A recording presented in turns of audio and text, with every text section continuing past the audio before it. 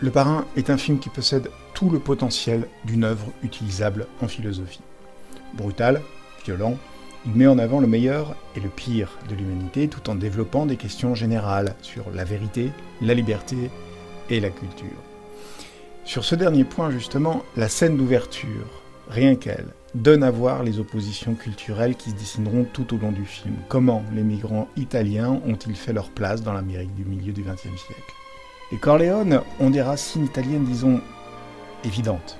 Cependant, ils vivent dans un pays anglophone, de culture protestante, étant eux-mêmes italophones, de culture catholique. L'opposition culturelle apparaît dès cette première scène par la première phrase « J'aime l'Amérique. L'Amérique a fait ma fortune. J'ai élevé ma fille à l'américaine. Je suis allé à la police comme un vrai Américain. » Mais pour que justice soit faite, il faut aller voir Don Corleone. Autrement dit, j'ai tout fait comme il faut, mais si je veux que ça se fasse comme je crois être juste, il faut que je sois à nouveau italien.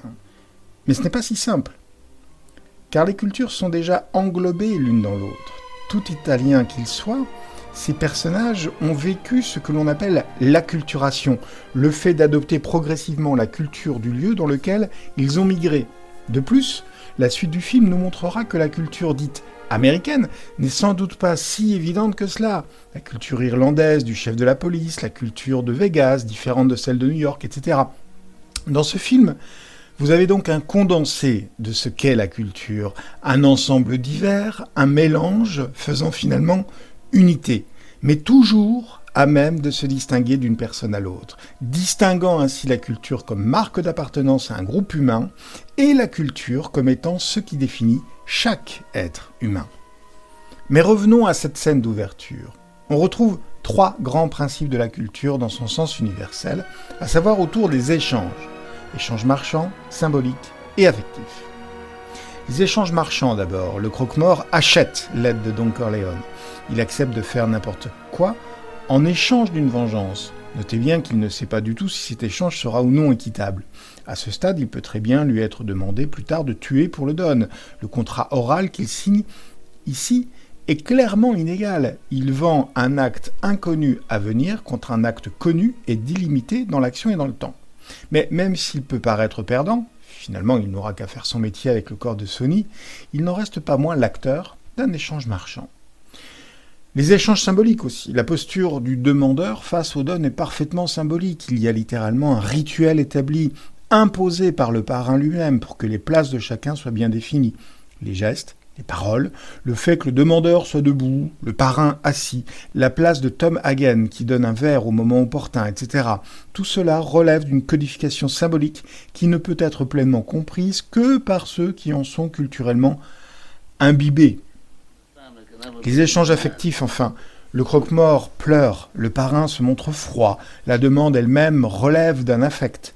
On sait que la parole du demandeur sera tenue plus tard, à la mort de Sony.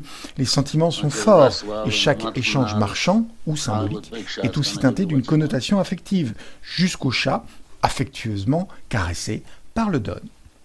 Bref, cette seule première scène met en avant les grandes lignes développées tout au long du film. Les échanges marchands, symboliques et culturels seront au centre des intrigues, imbriqués les uns dans les autres, mettant ainsi en avant l'impossibilité, du moins pour ces personnages, de pratiquer un type d'échange seul sans y impliquer les autres.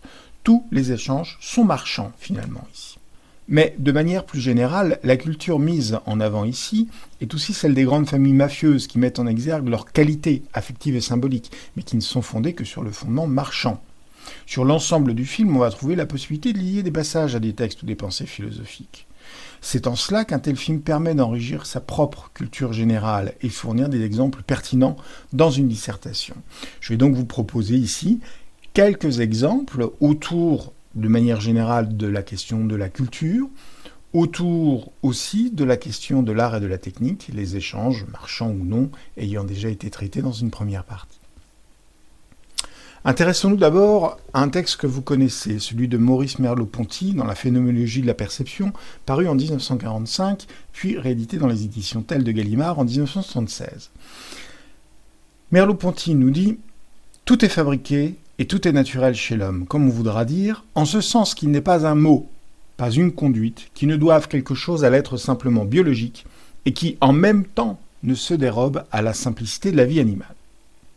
Lorsque l'on considère ce positionnement sur l'intrication entre nature et culture, on constate que le film Le Parrain, de Francis Ford Coppola, datant de 1972, je vous fais une petite aparté rapide.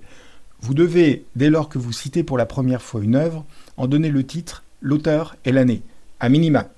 Nous verrons ensemble comment faire s'il vous manque une partie des informations. Reprenons. Donc ce film met en évidence un fait. Tout au long du film, nous suivons une famille de culture italienne qui évolue dans un univers qu'elle s'est elle-même créé. La mafia des Corleone est en effet une création de Don Corleone lui-même, comme le second opus le montrera plus tard. Or, cette culture typiquement italienne relève aussi d'une forme de nature, par l'élimination systématique des éléments les plus faibles, ou les plus dangereux, disons, du troupeau. La violence et la barbarie sont au rendez-vous tout au long du film, de la tête de cheval aux assassinats de Sonny, Carlo, Luca Brasi et j'en passe. Pour autant, chaque mort, si violente soit-elle, est autant naturelle que culturelle. On meurt, c'est la nature. On est éliminé par quelqu'un d'autre, c'est aussi la nature.